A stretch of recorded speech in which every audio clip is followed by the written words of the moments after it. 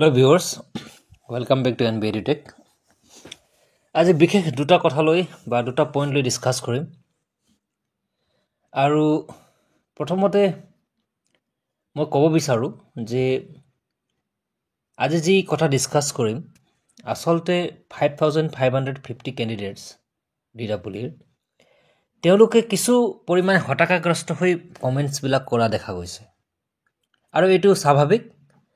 যে NIS candidate সকলে recently court case পুনৰাই কোৰ্ট কেস কৰাৰ কাৰণে কিছু আশংকা আহি পৰিছে যদিও এই আশংকা কোনো ধৰণৰ হেৰি বুলি মই নাভাবো যে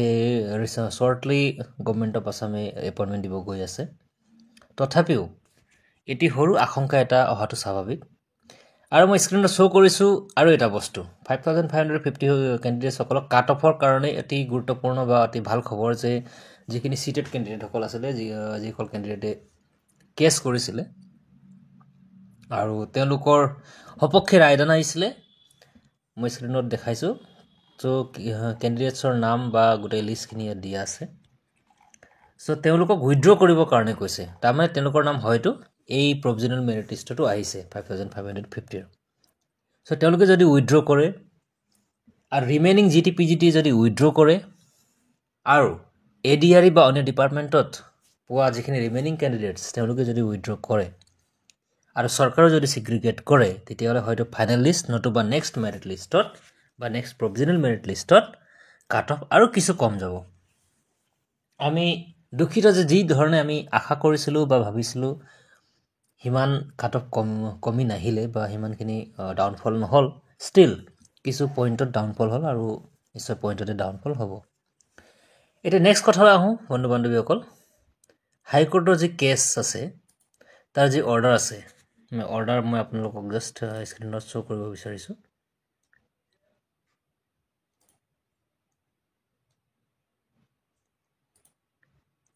হাই কোৰ্ট অৰ্ডাৰত ইয়াত উল্লেখ কৰা আছে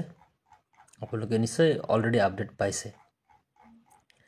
ইয়াত এটা কথা উল্লেখ কৰা আছে যে মেটাৰটো আকৌ 11 নৱেম্বৰৰ কাৰণে লিষ্টেড হৈছে পুনৰ হিয়াৰিংৰ কাৰণে মহামান্য আদালতে 11 তাৰিখৰ ডেট দিছে argument could not be concluded today তাৰমানে হেৰিনা কোনো ফাইনালাইজেশ্যন নহল list this case on 11/11/25 in priority for further hearing in the meantime if at all appointment letters are issued by the state it would be made clear to the appointees that the appointments would be subject to outcome of the appeal তাৰমানে যদিও appointment letter দিয়ে গোটেইখিনি ফাইনালাইজেশ্যন কিন্তু যেতিয়া final outcome হ'ব final order আহিব তেতিয়া সেইখিনি ভ্যালিড ইনভ্যালিড বা কেনেকুৱা ধৰণৰ সেইখিনি তেতিয়া তাৰমানে ফাইনালাইজ হ'ব দ্যাট মিন্স হৰু এটি আশংকা এটা আহি পৰিছে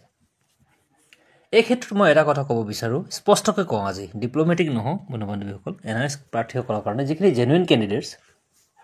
কিছুমানে কমেন্টছত জনাইছে যে আমাৰ অনলাইন আমি ইউটাইজ পোৱা নাই আমি জেনুইনলি ইন সাৰ্ভিস আছিলো তেওঁলোকৰ এই যুক্তিটো মই সাপোৰ্ট কৰো কিছু ক্ষেত্ৰত কিন্তু কিছুমান জেনুইন ক্যান্ডিডেটছে কি কৰিছে ডকুমেন্ট নথকা সত্ত্বেও হয়তো এই যি কেস কৰাৰ যিখিনি এপ্লিকেন্ট তাত হয়তো নাম লিষ্টেড কৰিছে নিজৰ জেনুইন ক্যান্ডিডেটছৰ সকলে তেওঁলোকৰ সপক্ষে আমি আছো আৰু মহামান্য আদালতত কেস ৰেজিষ্টাৰ হৈছে সকলোৰে অধিকাৰ আছে নিজৰ এপইন্টমেন্ট পোৱা বা চাকৰি লোৱা ইয়াত ক'বলগীয়া একো নাই কিন্তু মোৰ ব্যক্তিগত মতামত কেস কৰাৰ পৰিৱৰ্তে যদি চৰকাৰক ৰিকুৱেষ্ট কৰি এই যিখিনি ইউডাইজ বা ডিটেইলছখিনি মুকলাই দিয়াৰ অৰ্থে যদি এপিল কৰিলে হয় বা ৰিকুৱেষ্ট কৰিলে হয়তো বেছি সুবিধা হ'লহেঁতেন তথাপি এইটো কোৰ্টত যেতিয়া মেটাৰটো বিচাৰাধীন হৈ আছে ইয়াত স্পষ্টকৈ কোনো কথা ক'ব নোৱাৰি কিন্তু কথাটো এইটোৱে যে বহুখিনি ক্যান্ডিডেটস পুনৰ হতাশাত ভুগি পৰিছে কেছৰ ওপৰে কেছ হৈ আছে এইখিনি বুজি পাব লাগে আৰু জেনুইন ক্যান্ডিডেটস সকলেও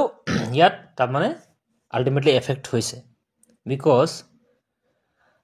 তেওঁলোকৰ ডকুমেন্টছ আছে তেওঁলোকে সাবমিট কৰিছে কিন্তু বিকজ অফ দিস কেছ তেওঁলোকে পুনৰ এপইন্টমেন্ট পোৱাৰ পাছতো হয়তো কিছু ফাইনাল আউটকাম নহালৈকে মানে হতাশাত ভুগিব কি হ'ব কি নহব এনেকুৱা টাইপ কিছুমান কথা হ'ব সো যদি এই কেছ কৰাৰ আগতে যদি ডিছকাছ কৰি ভালকৈ গভৰ্ণমেণ্ট অফ আছামক যদি এপিল কৰিলে হয় জেনুইন কেণ্ডিডেটসকলে যে আমাৰ ইন ছাৰ্ভিচ আমি আছিলোঁ বাট এনেকুৱা ধৰণৰ প্ৰব্লেম হৈ আছে হয়তো কিবা এটা ৰাস্তা কিবা বাট মুকলি হ'লহেঁতেন নেকি বুলি এটা আমাৰ ব্যক্তিগত মতামত এতিয়া যিয়ে নহওক এই কেছৰ ওপৰত কেছ হোৱাৰ কাৰণে জেনুইন প্ৰাৰ্থী বা 5550 যিখিনি ৰেগুলাৰ বা অন্য বিভিন্ন ধৰণৰ কেণ্ডিডেট আছে মেৰিটত পাইছে তেওঁলোকৰ কিছু অসুবিধা হৈছে বুজি পাব লাগে সকলোকে চাকৰি এটি লাগে চ' যিয়ে নহওক আমি 11 তাৰিখলৈকে অপেক্ষা কৰোঁ 11 তাৰিখত নিশ্চয় মহামান্য আদালতে এটি ভাল বিচাৰ এটা অৰ্ডাৰ দিব বুলি আমি আশাবাদী চ' তাৰ পাছত পুনৰ কথা পাতিম